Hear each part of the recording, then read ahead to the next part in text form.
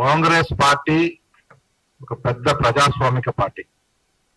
ప్రజాస్వామ్యాన్ని పరిపూర్ణంగా నమ్మడమే కాకుండా పరిపూర్ణంగా ప్రాక్టీస్ చేస్తున్నటువంటి పార్టీ ఈ ప్రపంచంలో ఏదైనా ఉంది అంటే అది కాంగ్రెస్ పార్టీ.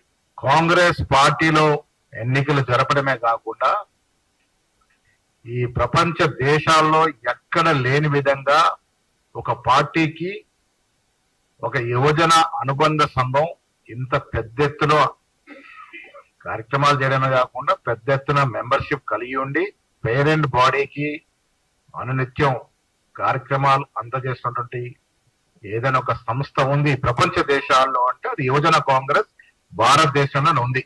ఇంత పెద్ద సంఖ్యాబలం, ఎంత పెద్ద సభ్యత్వం, కానీ అదే కాకుండా యావత్ దేశంలో ఒక గ్లామరస్ యూనిట్ గా యువజన కాంగ్రెస్ ఉంది. ఇలా దేశానికి లీడర్షిప్ అందిస్తున్నటువంటి నాయకత్వం అంతా కూడా గతంలో ఎన్ఎస్వై యూత్ కాంగ్రెస్ లో పనిచేసినటువంటి నాయకులే. ఇలా రాహుల్ గాంధీ గారు కూడా యువజన కాంగ్రెస్ ఎన్ఎస్వైకి ఇన్ఛార్జ్ గా తన రాజకీయ జీవితాన్ని ప్రారంభించినారు. ఇలా ఇన్ఛార్జ్ ఆర్గనైజేషన్ కేసీ వేణుగోపాల్ గారు జిల్లా స్థాయి యువజన కాంగ్రెస్ నుంచి ఎన్ఎస్వై నుంచి రాష్ట్ర స్థాయికి, ఆ తర్వాత అఖిల భారత యువజన కాంగ్రెస్ లో ప్రధాన కార్యదర్శిగా ఉన్నటువంటి పరిస్థితి. ఇవాళ దేశంలో రాజకీయాలు నడిపిస్తున్నటువంటి ముకుల్ వాస్నిక్ గారు గాని, కేరళ రమేష్ చెన్నితల గారు గాని, తారిక్ అన్వర్ గారు గాని, సుర్జేవాల్ గారు వాళ్ళ గాని, అజయ్ మాకన్ గాని, ఇలా చెప్పుకుంటూ పోతే ఈ దేశంలో ఉన్నటువంటి క్వాలిటీ లీడర్షిప్ అంతా కూడా ఎన్ఎస్వై యువజన కాంగ్రెస్ మొక్కలే. ఈ రాష్ట్ర విషయానికి వచ్చినప్పుడు నేనున్న అక్కడ నాతో పాటు కిరణ్ గాని, శివసేన రెడ్డి గాని, గతంలో వంశచంద్ర రెడ్డి గారు గాని, అనిల్ యాదవ్ గాని, ఇలా పార్లమెంట్ సభ్యులు గాని యాదవ్ గాని, వీరంతా కూడా యువజన కాంగ్రెస్ నాటినట్టు మొక్కలు. అది కూడా ప్రజాస్వామ్యబద్ధంగా ఎన్నికల్లో గెలిచిన నాయకులు, ఓట్లు వేయించుకుని ఎన్నికల్లో గెలిచిన నాయకులు.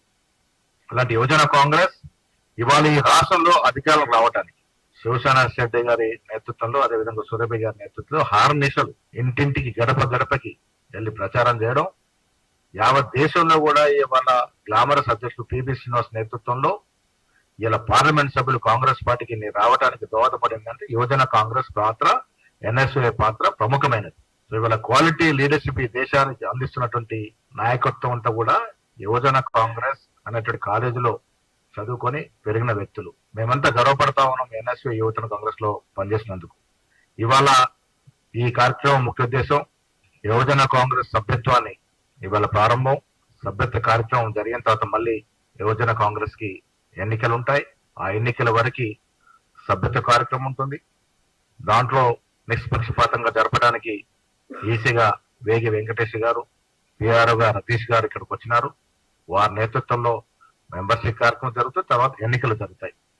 నేను మళ్ళీ మీకు చెప్తా ఉన్నాను, ఈనాడు రాష్ట్రంలో కాంగ్రెస్ పార్టీ అధికారం రావడానికి యువజన కాంగ్రెస్ నాయకుడిగా అనిపించేటట్టు రేవంత్ రెడ్డి గారు వయసు కూడా యువజన కాంగ్రెస్ ఇంచుమించు దగ్గర ఉన్నటువంటి వ్యక్తి.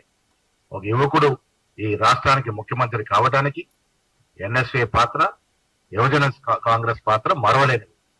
వారికి మీ ముఖంగా, సభాముఖంగా ఈ రాష్ట్ర ప్రజల తరఫున యువజన కాంగ్రెస్ కి, ఎన్ఎస్వైకి ధన్యవాదాలు తెలియజేస్తూ